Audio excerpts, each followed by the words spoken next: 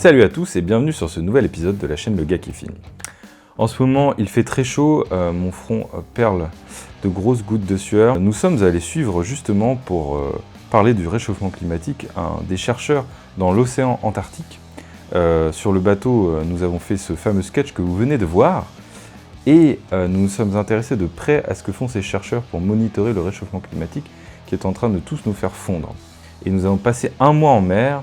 Et d'ailleurs, ceux qui n'ont pas vu les épisodes, je les encourage à les voir, c'est les épisodes précédents. Pendant ce tournage en bateau, nous avons collecté tout un tas de petits conseils que nous avons décidé de compiler afin de vous éviter de faire les mêmes erreurs vous-même quand vous partirez bientôt dans votre prochain tournage en bateau, car oui, j'imagine bien que si vous regardez cette vidéo, ce n'est pas pour me regarder parler, mais bien pour avoir des conseils, enfin, j'espère pour vous. Sans plus tarder, voici la compilation de nos conseils. Pour ceux qui partiraient faire un tournage en mer, qu'est-ce qu'on aurait aimé savoir avant de partir? Et du coup, déjà, c'est prévoir une sangle, comme celle-là. Comme tu peux parce voir. que, en fait, quand tu descends les escaliers, tu as toujours besoin de tenir à au moins une poignée, parce que sinon, c'est très dangereux. Ouais. Et comme on tourne beaucoup au bord de l'eau, le moindre faux mouvement et la caméra tombe à l'eau.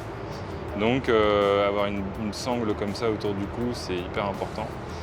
Une sangle ou un boot, comme on dit par ici, que tu attaches et que tu gardes toujours en toutes circonstances. Et en plus, ça t'aide à stabiliser quand tu cadres. Et on avait prévu un rig épaule et on s'en est pas du tout servi parce que c'est beaucoup trop massif et inutile, sachant que c'est beaucoup mieux en tout cas avec l'A7S3 ou le GH5 de cadrer à main levée. La stab est bonne, même Voilà. sur le GH5, la stab est super bonne aussi. Et d'ailleurs, je pense que même si on avait utilisé le rig épaule, ça aurait été bizarre parce que du coup, ça fait que tu vas bouger en même temps que la caméra. Et en fait, ce qu'on ne voit pas forcément dans les images, c'est qu'on compense tout le temps. Clairement, quand on marche, on compense, on n'y pense même plus. Et au moins, quand tu filmes le mouvement que tu vas faire pour suivre la personne et tout ça, il va être décorrélé du mouvement de ton corps qui est en train de compenser le fait que le bateau bouge. Donc je sais même pas si ça aurait rendu quelque chose. Ah merde, il commence à pleuvoir. Oui, il pleut. Ah oui, c'est ça aussi. Prévoir du matériel qui est un petit peu pas waterproof, je dirais pas waterproof, mais qui craint pas les splashs. En l'occurrence, les boîtiers GH5 A7S3, ils sont plutôt tropicalisés. Donc s'ils prennent un petit splash, une petite goutte, ça va aller. Mais par exemple, je sais qu'un boîtier comme l'A7 III, qui est juste en dessous, qui était sorti en 2018, il supporte pas les petits glitches ou les petits splashs et il va mourir dans ce genre de conditions. Enfin, je me suis pris plusieurs fois des grosses gouttes ou des petites flaques qui sont tombées sur le boîtier. Et même l'air, les embruns, c'est super humide, quoi. Ouais. Donc là, l'avantage, c'est que moi j'ai pris un boîtier A7S3 qui est juste une bombe atomique pour ce genre de tournage parce que c'est petit, léger et la qualité elle est fabuleuse. Et puis t'as le petit boîtier là. Le petit moniteur qui te cache la moitié du visage. En fait, on a pris un moniteur Fieldworld pour qu'on puisse regarder mieux ce qu'on est en train de filmer. Surtout quand on tourne en Slog 3, c'est pas évident de faire son exposition. Et pour que Léa puisse regarder aussi ce que je filme. Et on a aussi un pare-soleil par-dessus pour éviter tous les reflets quand on filme. Et honnêtement, maintenant, je peux plus m'en passer, quoi. Et ce qui est trop cool, c'est que tu peux attacher les boîtiers sur le côté. Avec le petit rig, partout. Le boîtier Wireless Go, qu'on a pas mal utilisé. Voilà. Et puis pour faire des ralentis, cette caméra, elle est géniale, quoi. Ouais, c'est des ralentis en 4K à 100 images par seconde. Moi, ce que je dirais, ce qu'il faut vraiment pas oublier pour les gens qui partiraient tout seuls, sans quelqu'un qui s'y connaît bien en film comme toi, c'est vraiment pas oublier le filtre ND. Oui. Le filtre, parce que clairement, on est sur des endroits qui sont tout le temps en contre-jour, mais tout le temps. Et clairement, le GH5, c'est pas le meilleur. On l'a bien vu là, il en chie, sa mère. Non, pour rester poli, le GH5, il a vraiment du mal sur ça. Bah là, même là, par exemple, là, je suis en train de cadrer, on est dans un endroit sombre, et sur le côté, c'est un peu trop éclairé.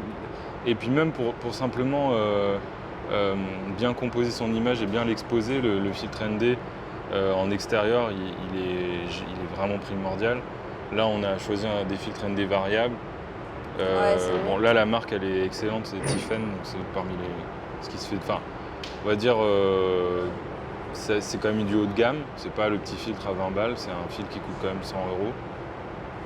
Et en dessous, il y a un filtre polarisant qui est aussi variable, et pour éviter les reflets dans l'eau, pour que pareil, on ait une meilleur équilibre entre les zones trop exposées et les zones sous-exposées. Bah, c'est vrai que c'est spécifique aussi au fait qu'on filme près de la mer et tout ça. Il y a quand même des reflets qui sont très différents de filmer dans un immeuble, tu vois, ou un truc tout simple. J'ai pensé à un truc que j'ai oublié, merde. Ouais, le filtre. Au niveau des micros. Au niveau des micros, on a pris les rods, ceux qu'on a là. Et vraiment, c'est trop bien, les rods duo là. Rod Wireless Go 2. Ouais. Je fais pas de pub, mais clairement, si vous voulez m'en envoyer des gratuits, je veux bien. Ouais, du coup, on a pris les rods Wireless Go. Je la refais. On a pris les rods Wireless Go 2. Et c'est super pratique parce que du coup, je calais vite fait un rod sur quelqu'un que je voulais interviewer, moi j'en mets un, et c'est parti, et ça marche nickel, dans des conditions qui n'étaient pas toujours ouf, et en fait le son est bon, même si on n'a pas le temps d'y mettre un lavalier dedans. C'est sûr, le son est meilleur avec un lavalier, mais quand même là, ils ont fait carrément le taf. Ouais. Surtout qu'on est dans un environnement hyper bruyant. Pareil, autre truc, donc les deux caractéristiques de l'environnement dans lequel on est, c'est très humide, c'est très lumineux et c'est très bruyant. En fait, on n'imagine pas le bateau à quel point il y a des bruits tout le temps. Enfin là, on en entend un peu alors qu'on est déjà à quai et qu'il y a quasiment pas plus grand chose qui fait du bruit, quoi. Et donc du coup, c'est pas toujours évident de trouver des endroits calmes pour faire des interviews, des endroits où on n'a pas le bruit de fond qui prend le dessus. Ouais. Et sinon, après, prenez des tapis antidérapants parce que ça, en fait, c'était assez incroyable. Le matériel qui craint le plus, le mettre sur sa banquette dans sa cabine, c'est là où c'est le plus safe. Ça va pas tomber. Mais après, il y a aussi avoir tout ce qui est des petits tapis antidérapants sur lesquels on peut mettre tout notre matériel. Sylvain, pourrais-tu nous expliquer ce que c'est que ce truc blanc ? Alors ça, c'est des tapis antidérapants. Ça permet juste que tes objets se cassent pas la figure quand il y a beaucoup de remous dans le bateau.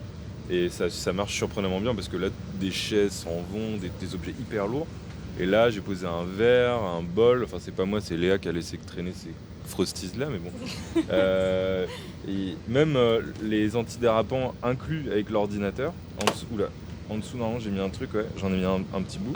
Ça marche très très bien. Ça n'a pas bougé d'un iota. C'est quand même fou la technologie humaine, non ? Je mettais la sangle autour d'un petit poteau avec la caméra et je mettais un tapis antidérapant de là et je la laissais là où je la mettais sur la banquette de mon lit. La banquette, non, le lit dans ma cabine. La banette. La banette dans la cabine, parce qu'ils détestent dire autre chose. Est-ce que tu peux baisser un peu quand tu parles ? Ouais. Et donc, ouais, ça c'est hyper important d'avoir ces choses-là parce que là, surtout vers les 50e hurlants, c'est rugissant. Non, c'est plus le rugissant, hurlant. 40e rugissant, 50e hurlant. Ouais. Les 50e hurlants, on avait une houle qui était impressionnante. À des moments, on était tous là même, ça tombait. Et là, c'était les chaises qui tombaient, les verres, les gens. Tout le monde tombait par l'arrière. Et grâce à ces petites méthodes, moi, je regardais mon matériel et je me disais, ok, et il est jamais tombé. Ouais, c'est fou, ce tout petit truc qui a permis de ne pas faire déraper. Ouais. Et après, sinon, il ne faut rien prévoir les 2 premiers jours parce qu'on ne sait pas si on a le mal de mer. Et nous, on a eu le mal de mer au début. Ouais. Et finalement, c'est passé. Donc, Et même les gens qui ne sont pas forcément sujets beaucoup au mal de mer, le mal de mer, ça ne veut pas forcément dire vomir. Le mal de mer, c'est aussi être fatigué, avoir du mal à réfléchir. Et en fait, quand on travaille, c'est compliqué. Et donc on a même discuté avec plein de gens ici qui n'ont pas forcément le mal de mer, mais qui ont dit tous la même chose. Le premier jour, c'est pas la peine d'essayer de prévoir des trucs ni trop intellectuels, ni trop sportifs, ni rien du tout, quoi. Il faut se laisser le temps de partir en mer et de s'acclimater. De s'amariner. S'amariner. Après, au bout d'un moment, ça se fait. Oui, ça c'est assez fou. Et finalement... C'est assez fou à quel point après on s'y habitue complètement, quoi. Mais on n'imagine pas quand on est dans le mal à quel point ça va être bien après. Ah. C'est plutôt ce que c'est. Ça reprend. J'ai bougé un peu, j'ai mal. Ouais. De toute façon, on a presque tout dit là, non? Ouais. Parce que... Tata Là, c'est totalement flambé autour de toi. On va voir ce qui se passe. Merci à vous d'avoir suivi cette vidéo jusqu'au bout, même si je sais que vous êtes probablement en train de fondre dans votre fauteuil, ou peut-être que vous êtes en hiver et que vous regardez cette vidéo 6 mois plus tard. En tous les cas, j'espère qu'elle vous servira pour vos tournages en mer, car il est très important de ne pas avoir le mal de mer et de mettre un filtre ND sur cette caméra. Sans plus attendre, je vous souhaite au revoir, ce que je suis déjà en train de faire depuis 3 minutes, et j'espère que vous vous abonnerez à cette chaîne pour suivre des contenus toujours encore plus forts.